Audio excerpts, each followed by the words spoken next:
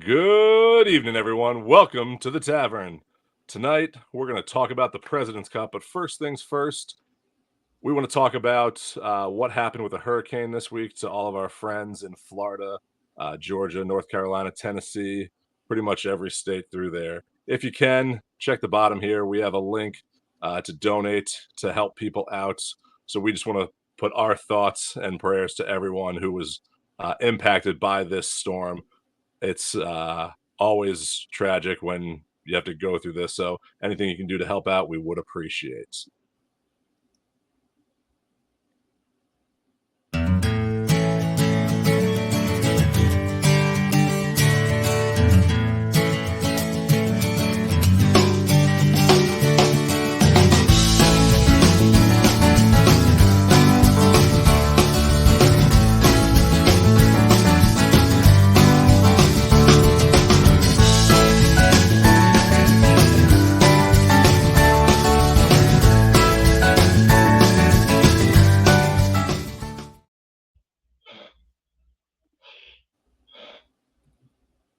Welcome in, everybody.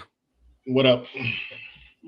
Good I evening. decided to wear I know you guys are wearing your Team USA hats. I decided to go with the Masters hat and then was thinking about Augusta.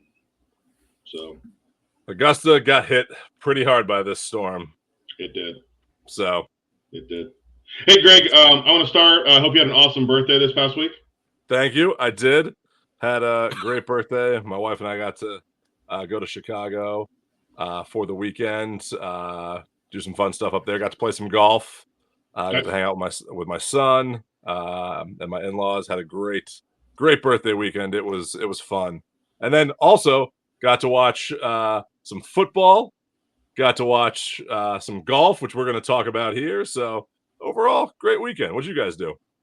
And you sat through one of the shortest games in Major League Baseball history. Oh my God, I did. I really did. I went to the Cubs game and literally with a snap of a finger, the game was over. It was an hour and 48 minutes, which is, I think, the fourth or fifth shortest baseball game. And the first shortest baseball game was only like shorter than that by like 5 minutes. So Wow. it was unbelievable. It was never seen the game go by that quickly. I head coach a little soccer on Saturday, and then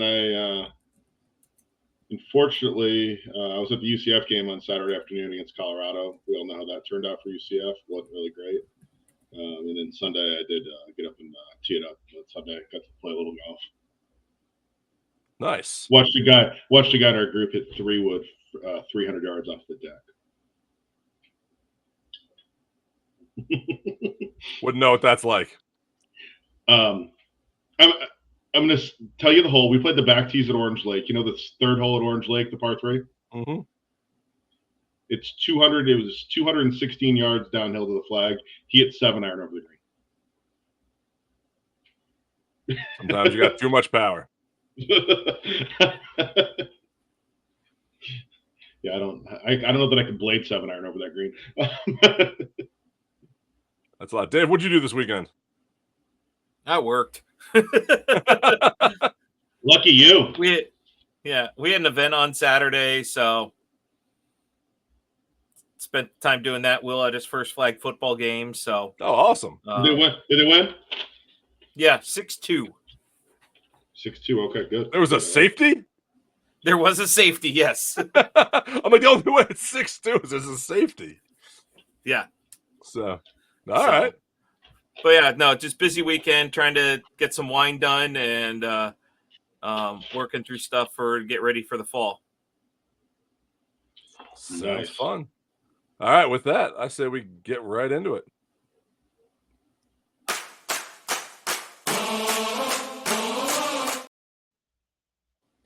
The President's Cup. It started off as a blowout.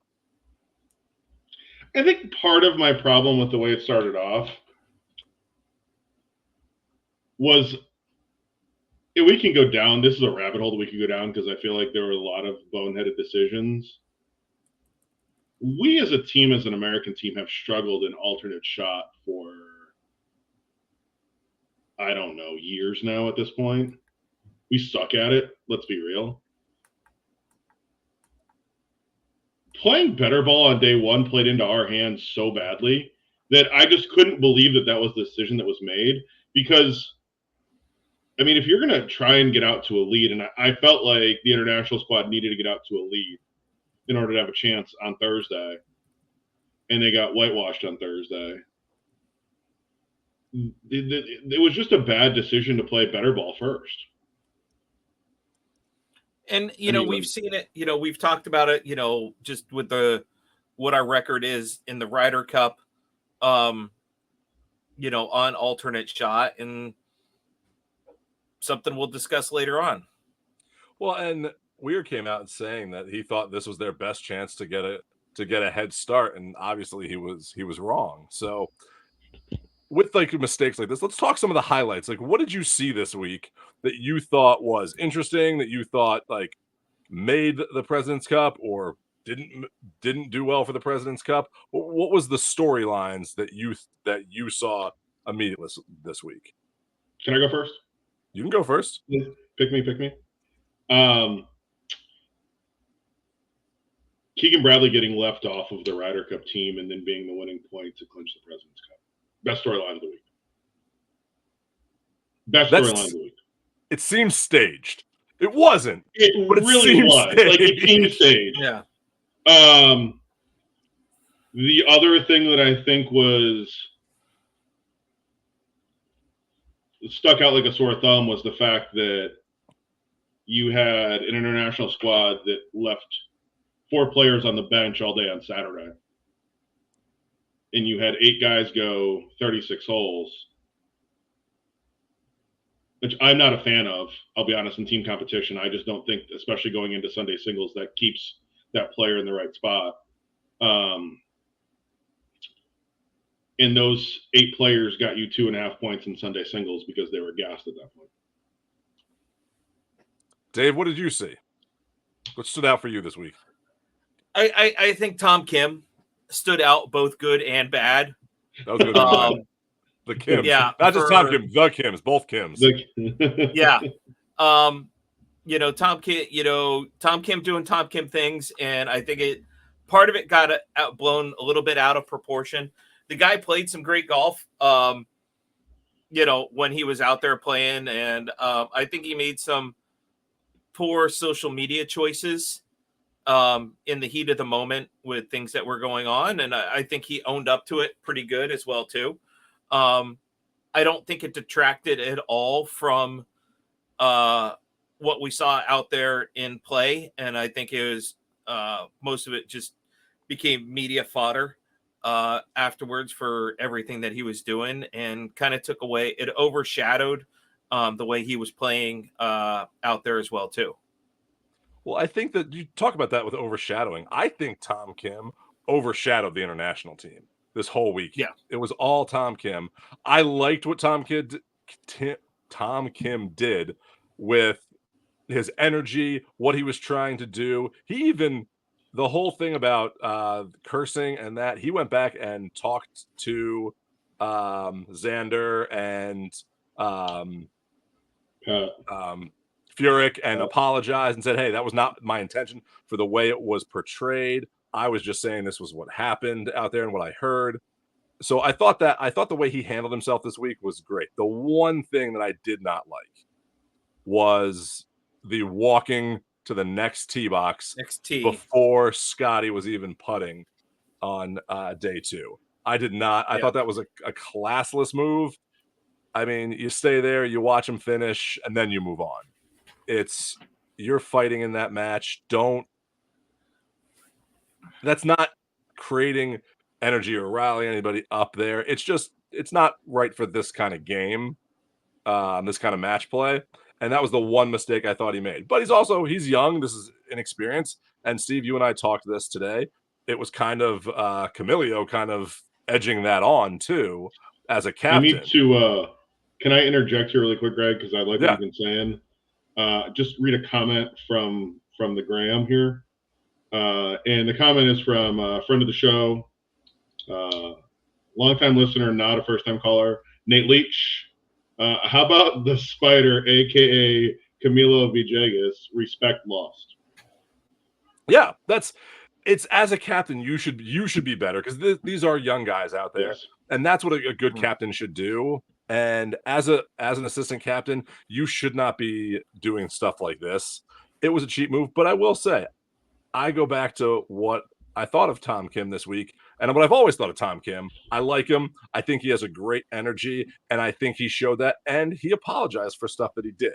He owned up Mhm. to it. He didn't Yep. back down. He didn't do anything. He owned up and said, "Hey, I did this. This is what it was. I'm sorry for what I did at times, or I'm sorry for the way stuff was interpreted. That was not the intention there." He didn't try to like backpedal or do anything or say this was what was there.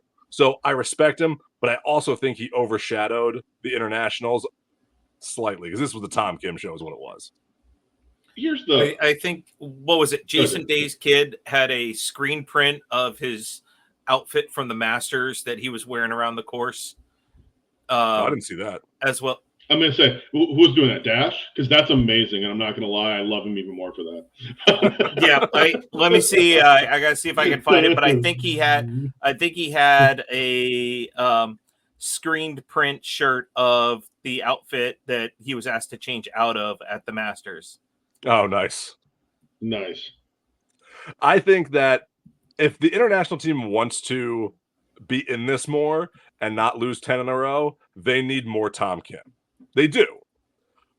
But I think they need Siwoo Kim.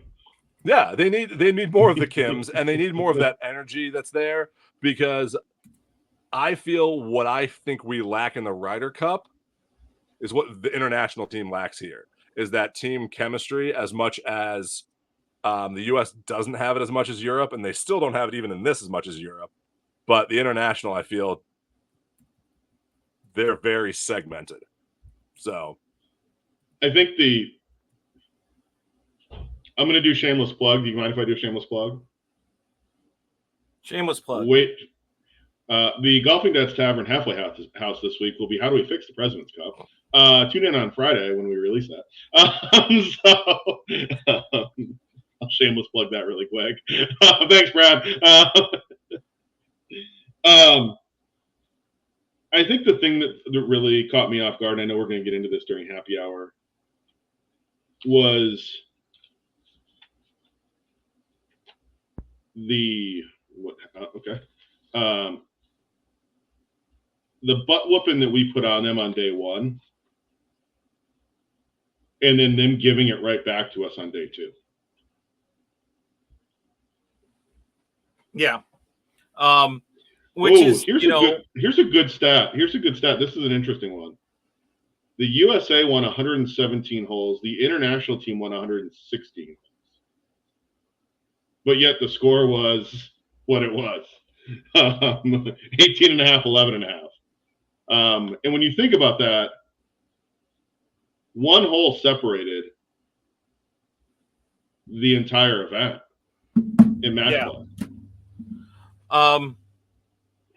I think, what it, came down to, and I know you probably got the stats in front of you, and I don't, of how many times it came down to 18. Well, hold on. I started that count earlier and forgot to So day one, day 1, 3. Yep. Day 2, 2. Sort of 5.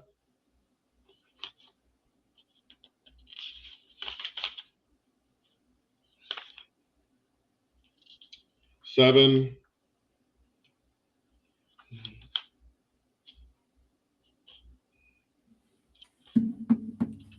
But we watched, I think we all kind of picked this to be a little bit closer. I think I was 16-14, and one or two of those matches going to 16, 17, 18, and that score drastically becomes 18 and a half, 11 and a half to that 15 and a half, 16 point spread. We saw a lot of putts missed in the moment, including Keegan. I think he kind of backed himself into that winning point there by, he had a chance to close out 3 different times, and he just stayed the course, but there were too many shots missed, too many opportunities given away by both sides there. See, and here's the I other think thing the thing that about the 18 being that hole. I only feel like twice someone actually won the 18th hole to make it a deciding factor. Like it was tied going into it. I think for the most part, Pat being one of them on late in the day on Saturday. exactly. And I Yes. think for the most part, it was like 18 wasn't really the deciding factor. It was just you stayed one up and it stayed pretty even through it. I would have liked a little bit more excitement, like when Kim chipped in to win that hole and then drive it to 18. That was excitement. I'd like to see some of that where it either came down to 18 or it went to extras. That would have added a little bit more excitement to this. I think the thing that I saw with the back nine is that I think the U.S. won 60 something of their holes on the back nine. Yeah. Well, with and this, they figured out how to get done late in the day. With this analysis, I say let's get into happy hour and let's talk about what we saw through the week and what the scoring was like. I want to be here, right?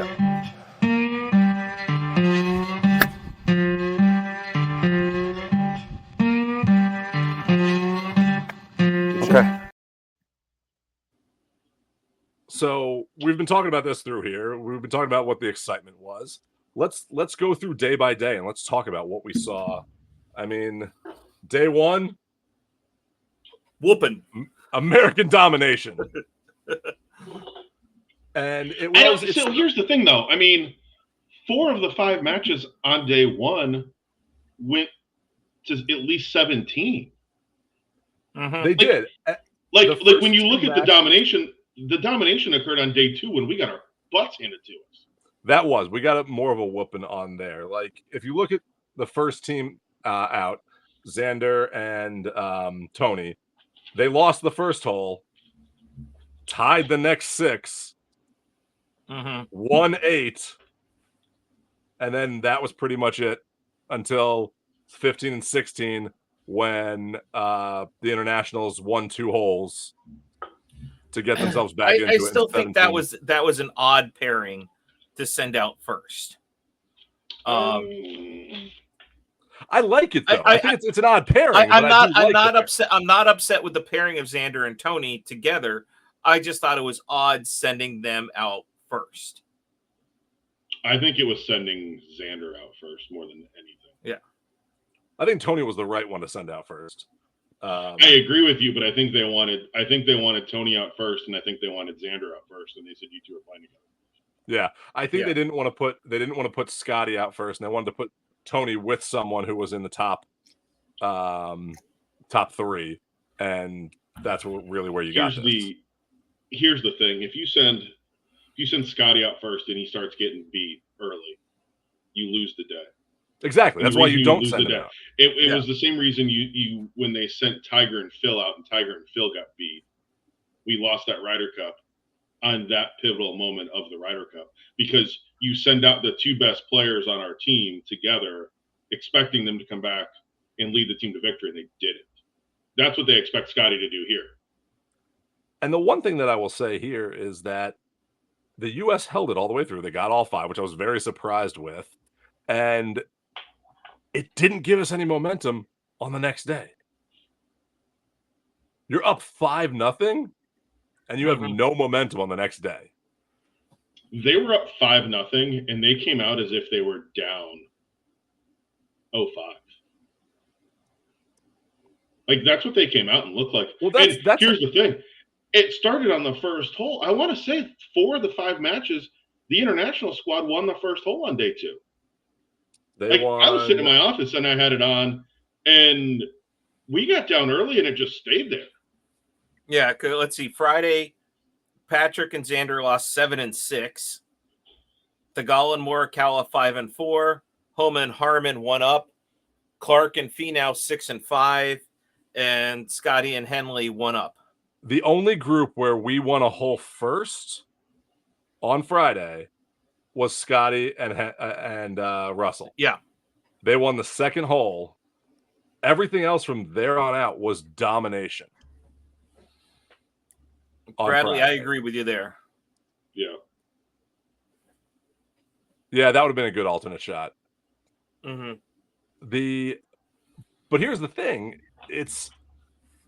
they need to kind of figure this alternate shot thing out because it's a big part of this. And I like alternate shot. I think it's a great way to kind of play in these kind of events. I think it's fun to watch because you have to now think about like, hey, I hit it out here, so I need this person to figure out from there. And like I always liked what Tiger said to JT. It was like, just hit in the fairway for me. That's all you got to do. Yeah. Like, but it comes down to strategy and different things to think about when you're playing around in a round like this that obviously we didn't get on day 2. But you move to that Saturday foursome again, where we take three of them there, but I think by that time Weir had played his cards and sending out the exact same pairings again Saturday afternoon kind of doomed him there on how that round was going to go. I think that's the tough part is, and to what you've both alluded to here is you put too much pressure on those 8 players. Like, you have 12 players for a reason. And I also don't know if you put the right 12 players. I mean, leaving Jason Day sitting on the bench all day on Saturday made no sense. Yeah. Especially a better ball. Like, how do you leave Shameless plug. How do you leave Day on the bench all day on Saturday when you have a better ball format that just is hugely successful in? Mm-hmm. I mean, the only thing that the pairing that I thought was the best was the Kims. Like, those two together playing Cantley and Shoffley was the perfect match. That was a perfect setup to be the last group out that day, to be the ones that had to finish in the dark. Yeah. Yes. Like, that was the only thing. Otherwise, why are you not using Day on something like this? Why are you not using experience here? Like, the international team doesn't have to look at this the same way the U.S. team does. Like, the way that we have to look at it is kind of like, hey, this also helps us prepare for the Ryder Cup. They don't have another thing that they're playing for next year. So why not try to put your best there, try to put stuff out there? Don't try to put the same 4 people out there because you're also tiring them out. Yep. And by the time they got to Sunday, those 8 guys only contributed 2.5 points on Sunday. Yeah, because what would you expect? They had no energy left. I mean, they had no energy. They had guys. Minwoo Lee sat for 2 straight days. He didn't play alternate shot on Friday. Didn't play it all on Saturday. Like, how do you go 3 sessions and leave a guy on the bench? Yeah, and then he ties on Sunday. Yeah. How do you expect him to come out like on the day you need the most points to make the comeback? You having people come out cold. They haven't played in 2 days. Correct. That's tough. I mean, it worked out for USA. Bradley. Yeah. Bradley, do me a favor. Hold on. I have to look here really quick. The same team, Brad, that got beat 7-6 on Friday. I find that hard to believe that was the best team in the USA. They were the best team on Saturday afternoon. I'll give you that. Correct. But you were also the worst team on Friday of the week. Yeah, and the worst team of the week. Like, what happened there? Let's talk about that. Like, how do you go from that to one of the more exciting matches that was a rematch of 2 years ago? Sometimes I think, especially with Cantley and Shoffley, they're just, unlike Jordan and JT playing together, that those 2 guys fed off of each other so much. I think the 2, you saw a side of Xander, once the clinching point happened, you get all excited, the cigars came out, but I think those 2 guys are just so reserved on the course, and the communication just wasn't there in a 7-6 that they got down, and the communication between the two of them just went away. I got to give a shout out. One of our followers on Instagram, Brett Sky PGA _KW. Brett, thank you for watching. He was one that commented on the number of holes won, but he also just put the same strategy didn't work at Brookline when Mark James tried to hide all the rookies in the Ryder Cup until the Sunday singles. Yeah. Correct. Like, that was the reason that the comeback at Brookline happened. Yeah. Mm-hmm. That's the tough part. Thank you. He said good show. I think also that to your point, Dave, Cantley and Xander, where JT and Jordan, when one's playing bad, they can pick the other one up. I feel when these two play together, when one's playing bad, they pull the other one down. Like, yeah. I feel that they complement each other, both good and bad. When they're bad together. When they're good together. But if one's bad, there's not one bad, one good that you need like to pull the other one up. They're just bad at that point. And we've watched them paired together in a PGA tournament event, paired together, trying to go for the win. And I think they both finished outside the top 10 the last time that they were paired together, going in like 1 and 2 or 2 and 3 or 3 and 4, where they had a chance to go for the win. One of them started playing bad, and I think it was Xander, and that whole thing just steamrolled right on down. I think they both finished outside the top 10 that week. It'd be interesting to see something where like where they might be in contention for something, and one of them starts playing bad on like a Sunday, and they drag both of them down. Like, yep. Because I think it's just the friendship, and I'm not saying it's a bad thing for the friendship. I'm just saying that you got to be aware of that and watch out for that, because if one's having a bad day, they're both having a bad day, and sometimes that's how friends are. Yeah, I do have to say, I was very critical of the Sam Burns choice because of the way he played in the last 2 team events. Sam played great this week and redeemed himself this week. Again, wasn't surprised that Max Homa's record coming in, him getting a loss this week. He hadn't been on form. I actually think his form is almost all the way back. I think he went 0-2-1 or 1-2 in his 3 matches that he played. And I think Max played, especially his singles match, where he made Kevin Kisner take his shirt off when it was over and done with. After holding out on Sam Burns was 3-0-1. 3-0-1. Where'd Max finish? Max was, I think he was 1-2. Max didn't play Thursday. No, he played alternate with Harmon on Friday. He didn't play Saturday. Didn't play. He was 1-1 and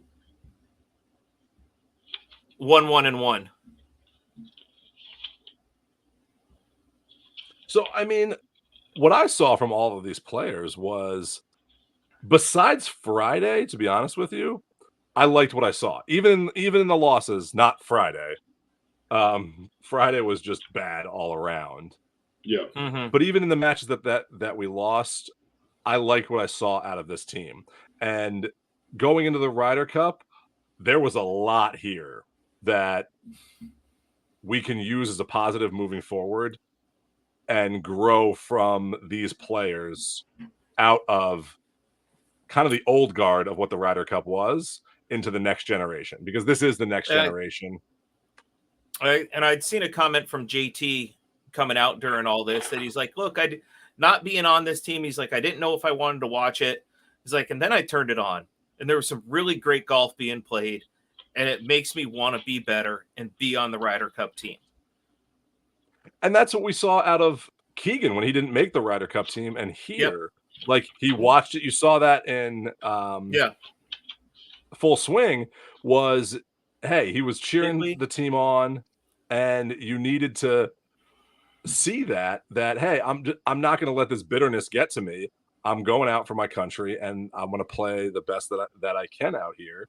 So I think this energy and this team pride, we need to grow off of that. We need more of this moving forward, and we need to grow that and become more unified in that team aspect. I will say the Ryder Cup chant that Rory was singing on the bus. Did you hear the new version that the international team No. crowd sung? That about Tom Kim. Mhm. It was to the same beat. It was like Tom Kim is electrified. The U.S. is terrified. It was to the same beat of what the Ryder Cup team did. It was very clever by the fans, and that's what I love about these events is the fans and the energy behind it. My wife was asking me, she's like, "What is about this?" I go, "This is different than watching regular golf. This is different than watching just uh, 18 holes, 4 days. This is energy. This is a crowd. This is a team thing. This is watching players cheer on other players, watching the fans get into it. It is a different atmosphere. It is not an atmosphere like Waste Management. It is not an atmosphere like Live. It is not like anything else. It is just a fun atmosphere that I think just needs to grow more. I love it. Yeah, I would agree with that. I think that we have there's going to be a lot that needs to be discussed, I think, from the international side moving forward as the decisions that were made. But, I think when you look at the 12 players that they had, the Canadians played great for them. They're on their home turf. Yeah. They were. You know who the best player for them points-wise was? Hideki? No. Yeah. No, Dave, you can't say his name. Oh, Christian Bezuidenhout. Yeah.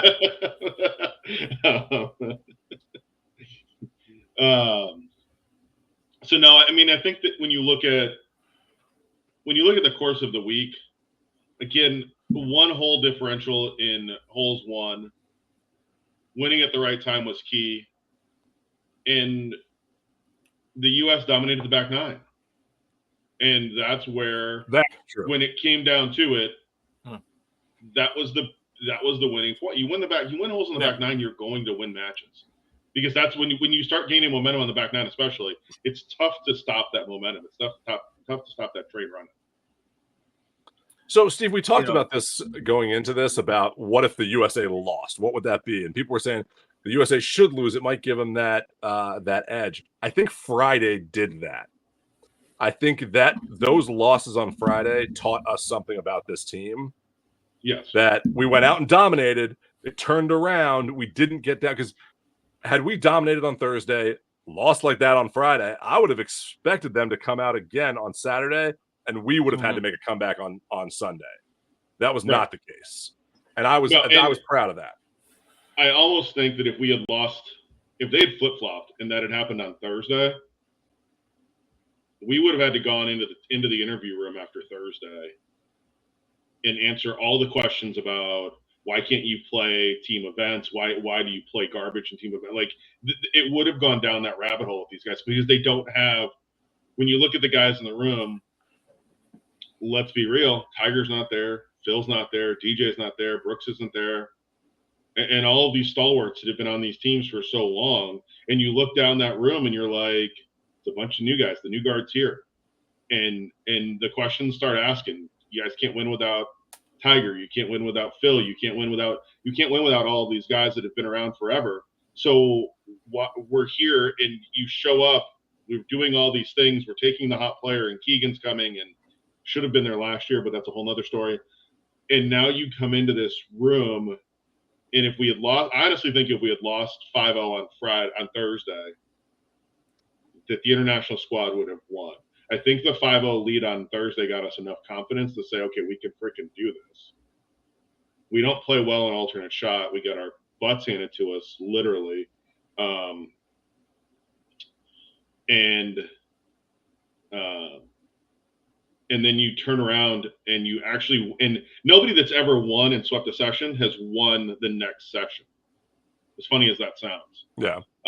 And Brett also said Horschel over Harmon. Brett, I'll give you one better than that. I actually would have taken either Akshay or taken Nick Dunlap over Ryan Harmon. Yeah, Nick Dunlap, I think would have been a better pick also. 2 wins this year.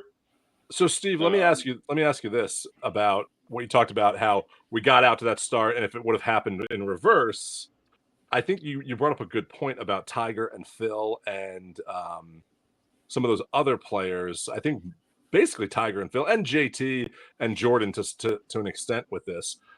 I look at this team of 12 and I only see 2 people on here that I feel have that presence and have that media presence to talk to the media, keep calm, keep people in there. The 2 people that I think they are one is Colin Morikawa, because I think he is really good when he's out there speaking. He keeps calm and level throughout that.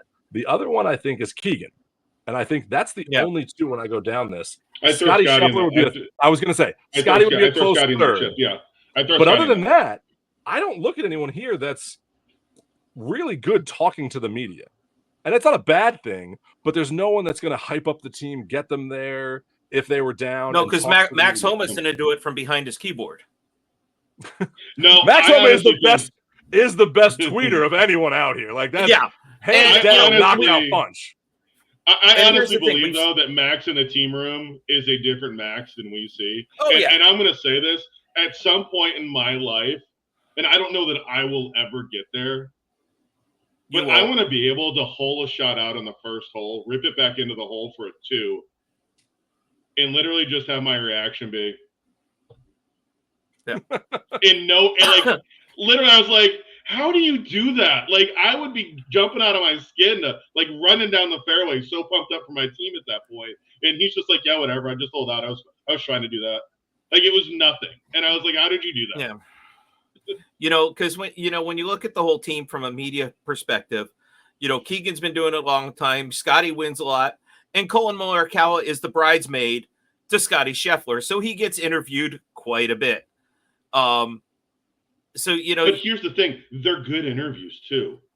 They are. I enjoyed seeing. When's the last time you saw Theegala being interviewed? Actually, I kind of like him in an interview. He's not bad. I know, but when's the last time you saw him being interviewed? He doesn't get interviewed a lot. But when I tell you that he's actually pretty funny in an interview, I mean, he's not John Rahm in the booth, which was never bad when it happened on the PGA Tour. Awesome. Right. Yeah. But, like, Theegala is actually a pretty good interview. Again, he doesn't do again, one of my complaints about this team going in is we didn't have enough guys that have won. And yes, Theegala won a year ago in Napa. So if I am Team USA, if I'm Keegan next year, I want to be contacting CBS and NBC and be like, hey, I want you interviewing like these 20 guys on a regular basis because let's prepare them. Leverage the Golf Channel. That's NBC. Leverage the Golf Channel. Figure out how to do stuff with them on the Golf Channel leading up to this, and not have it be Ryder Cup talk. Have it be that play a hole with again. This goes down to the whole media rights thing with the PGA Tour, but go out to the Pro-Am on Wednesday and play a hole with these guys and listen to them playing a hole and talking about what they're thinking about. Do it on, I don't know, a hole we've all played. Let's do it on 6 at Bay Hill. Let's get them on 6 at Bay Hill. This could be a good thing for this year because they're 18 starting at Harbortown. How do you play 18 at Harbortown? But Steve, they're starting next week on the PGA Tour. On-course interviews. They're going to start. Well, they've kind of done that with that with the earpiece. No, but in actual events, they did it in like at random times. They're going to do like more of that moving forward, and I think that could be good for the USA squad. And you're out there in the Pro-Am, and you're out there, you're throwing around your towel tag, putting disc, and having it out there in some markers while you're doing all that. While playing your mindset ball. Showing them off. What else is there up there? You're drinking swing aid. Yeah. here's the thing, and Keegan's got it in, shameless plug here. Go back and watch our last episode of the Halfway House when we discussed PGA and Live, and our two different takes on it. Once again, you're calling it. It needs to be a team win. You've said the words yourself. It needs to be a team win and a team effort, and you got to put Team USA first before any other interests that are out there. And that's why, again, I think you need the Live guys. But go back, watch our last episode, and Steve and I kind of get into that nice debate for a good 25 minutes there. I think when you look back at this week, it was 18 and a half, 11 and a half. Yeah, it was you're going to remember the whitewash sessions. It's kind of like the Lily White sessions. Any Dave Matthews fans out there? And he should have been gone. When you look back at this week, and you're going to remember, like, surprisingly, only one hole out this week, a couple chip-ins. Because usually you see more than that in these team events because these guys gear so much for these things.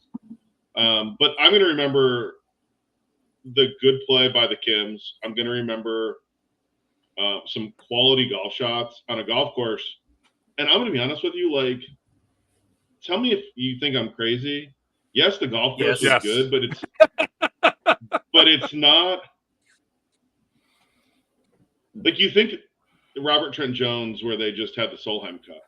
So let's get into our last call, and let's talk about in last call. We're going to talk about what are our final thoughts from this, and what do we think moving forward. With I do have a smack of the week, by the way. All right, you want to do the smack of the week before we get the last thoughts? Yeah, let's do the last smack of the week.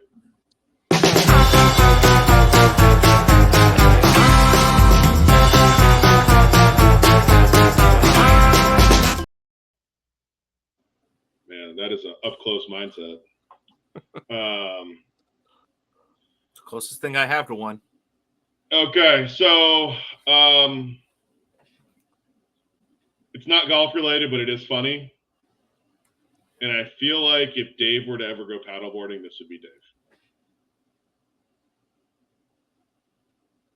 Oh, wait. It helps when you hit the right button. Go check it out. Yeah, now Let's rewind that again. let's go check it out. Oh, Yeah, now that she's gone.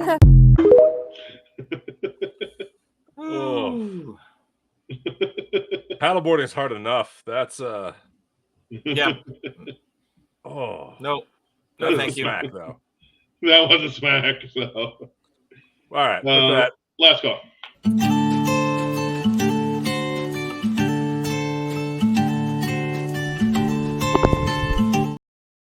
All right, so we talked about the Ryder Cup. We talked about the President's Cup. We talked about each day. What are your big takeaways that you saw this week that you think moving forward, or what you liked, what you didn't like? What are your last final thoughts on the President's Cup? Dave, I'm gonna let you go first. I like the extra day in there. It gives us an extra day of team golf rather than seeing, morning, afternoon sessions, Friday, Saturday, Sunday. I like the extra day. Do I think the Ryder Cup will adapt something like that? No, because each one is set in their own ways. And there's nothing wrong. There's nothing wrong with that. Team USA needs to get better in alternate shot. And I think we need more hype from Team USA while out there playing. I think they were a little bit too laid back, but it was great seeing the charge out there, towards Keegan. Keegan should have known he was the winning point, but that's a different story. But I just think all in all, it was a good chance for these younger group of guys to come together and learn how to play team golf. I will say, Dave, I'm going to piggyback off that. That was my big takeaway is I liked what I saw out of this team. They had their ups, they had their downs, but they stayed level-headed through it. I still think they need to work on their media presence. They need to work on that energy. I love the Tom Kim energy. I wish Tom Kim was on our team for that aspect because I think he would be a great energy booster on a USA Ryder Cup team. And they need that. They need more of that, but we need more of that too. So watching Tom Kim was fun this week. I wish there was more of that back and forth. I felt that the matches themselves were fun and it was about the golf.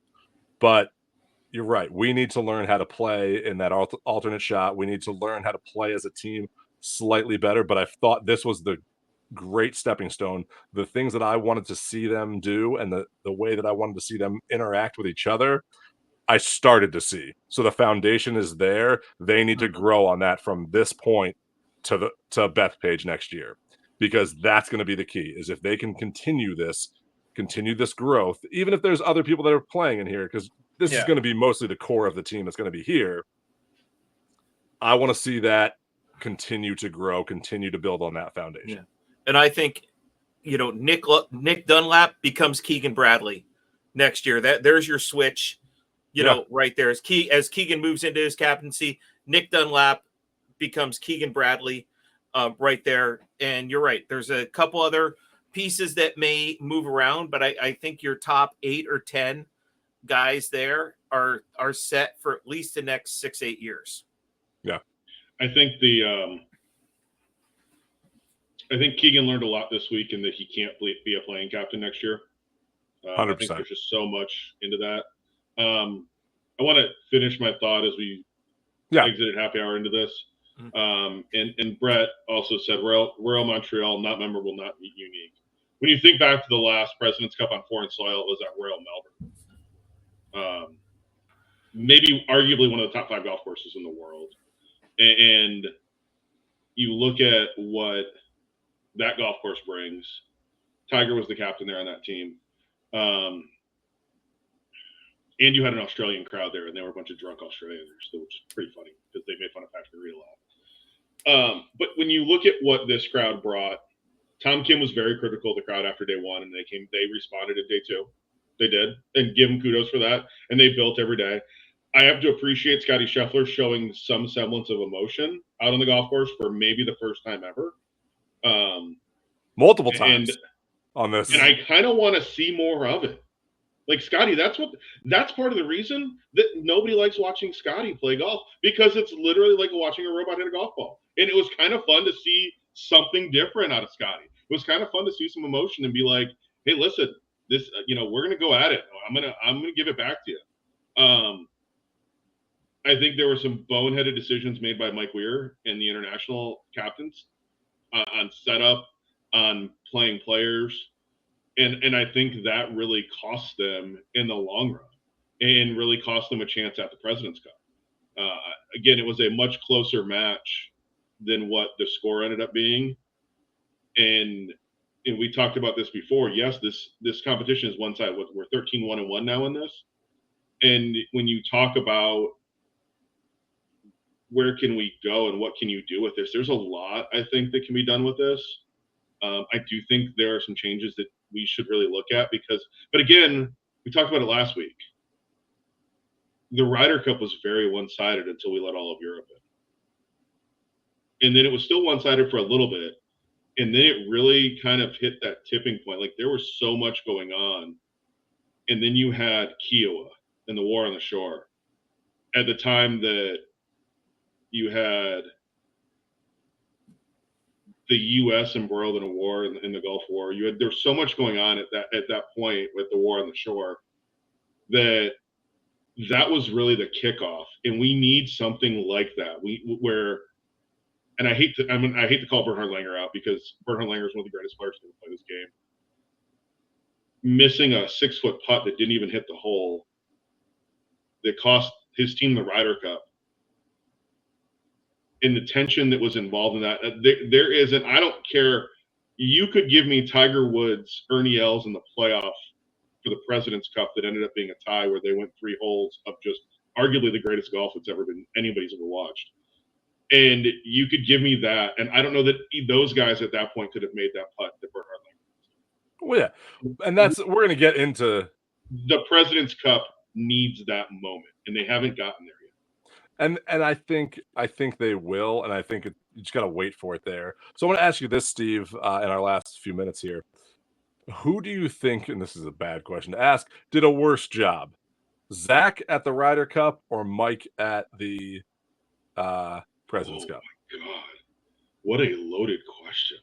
Yeah, because I feel it's very similar. Dave, same question to you. I wish you would told me you were going to ask me this question so I could prep for this answer. I don't want to prep for this answer. I want your prep. I want your gut reaction to this because I'm thinking about it. Like, I still think Zach did a worse job. I do. I think so. And I'll be honest with you, Mike was close. I think because starting with the setup and the format was where I think they got beat. Right away. Well, that's where I go to. I think Zach did a poor job with the prep and the picking of the team. I think that was where I didn't think he did a good job picking the team. At the actual Ryder Cup, I thought he tried to manage stuff okay, whereas Mike Weir, I feel, didn't do a good job there with the setup and with picking players to play. That's where I put that. Is I'd say Zach did a poor job getting us ready, and Mike did a worse job managing at the actual event. Yeah, I mean, here's the thing, though, and let's just throw it out there. Zach gets roasted still for the performance that he did, and was roasted rightfully so before, during, and after Zach was getting roasted. And it didn't help that I think the first all-nighter I pulled since I was in college was staying up and watching the first round in Italy last year. And my wife got up and looked at me as I was laying there on the couch, had my feet kicked out. And she's like, so? And I was like, I can't believe I stayed up and watched this. This is the most embarrassing thing I've ever seen. I don't feel like, here's the thing. I think that's an American media bias. Correct. Correct. It's 100% an American media bias. So Mike Weir, because the American team won, will get the pass that Zach Johnson did not. Yeah. And I can't talk bad about a native Iowan, so kind of out. There you go. All right. Well, guys, with that, it was a great President's Cup. It was what I wanted to see. There's ups and downs that are in there. Tom Kim is my MVP for his energy and what he did for the international squad while he's out there. He caused that. He stirred up the pot. He had fun. He's what I want to see from more of the players in this type of format, a Ryder Cup or a President's Cup. So with that, check out Halfway House, our new show. It'll be released typically on Fridays. It's not a live show. Check it out on YouTube. You can check this recording out on YouTube following the live broadcast. But with that, cheers, everybody. Cheers. I'm really fortunate, man. I mean, having the opportunity to build something that's